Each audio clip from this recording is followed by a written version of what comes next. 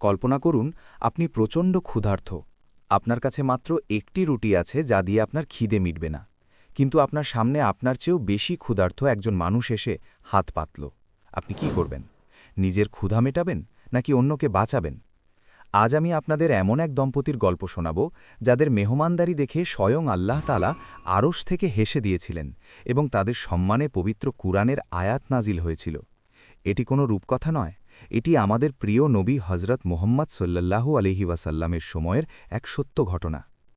একদিন এক ক্ষুধার্ত ব্যক্তি নবীজির দরবারে এসে বললেন, হে আল্লাহর রাসূল, আমি ভীষণ ক্ষুধার্ত, আমাকে কিছু খেতে দিন। নবীজি তার ঘরে খবর পাঠালেন, কিন্তু ঘর থেকে উত্তর এলো, আল্লাহর কসম, পানি ছাড়া ঘরে আর কিছুই নেই। এক একে নবীজি তার সব স্ত্রীর ঘরে খবর নিলেন, সবার ঘর থেকেই একই উত্তর এলো। তখন নবীজি সাহাবীদের দিকে তাকিয়ে বললেন, আজ রাতে এই লোকটিকে কে খাওয়াতে পারবে? আল্লাহ তার ওপর রহম করবেন।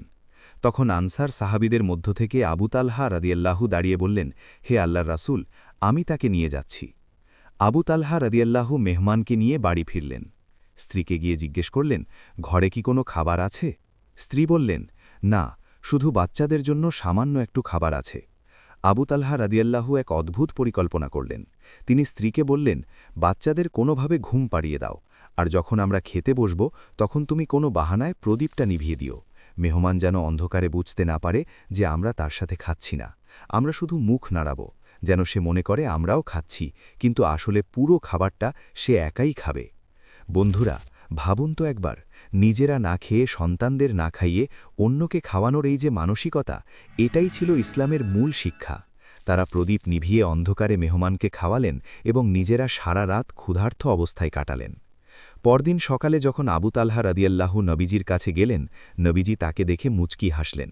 তিনি বললেন, গত রাতে তোমরা তোমাদের মেহমানের সাথে যা করেছ তা দেখে আল্লাহ তাআলা অত্যন্ত আনন্দিত হয়েছেন। শুধু তাই নয়, তাদের এই ত্যাগের সম্মানে আল্লাহ তাআলা পবিত্র কুরআনের সূরা হাশরের ৯ নম্বর আয়াত নাজিল করলেন। তারা নিজেদের ওপর অন্যদের অগ্রাধিকার দেয়, যদিও তারা নিজেরা অভাবগ্রস্ত। এই গল্পটি আমাদের কি শেখায়? আজকের যুগে আমরা নিজের স্বার্থ ছাড়া কিছুই বুঝি না, কিন্তু ইসলাম আমাদের শিখিয়েছে পরোপকার। আপনার কাছে যা উদ্বৃত্ত আছে তা থেকে অন্যকে সাহায্য করা সহজ, কিন্তু আপনার নিজের যখন প্রয়োজন তখন অন্যকে সাহায্য করাই হল প্রকৃত ঈমান। রাসূলুল্লাহ সাল্লাল্লাহু আলাইহি ওয়াসাল্লাম বলেছেন, যে ব্যক্তি মানুষের সেবা করে আল্লাহ তার সেবা করেন। আসুন আমরাও চেষ্টা করি আমাদের সামর্থ্য অনুযায়ী অভাবীদের পাশে দাঁড়াতে। আজকের এই গল্পটি আপনার কেমন লাগলো কমেন্টে আমাদের জানান, আর ভালো লাগলে শেয়ার করে এই সুন্দর শিক্ষাটি সবার কাছে পৌঁছে দিন। জাযাকাল্লাহ খাইর।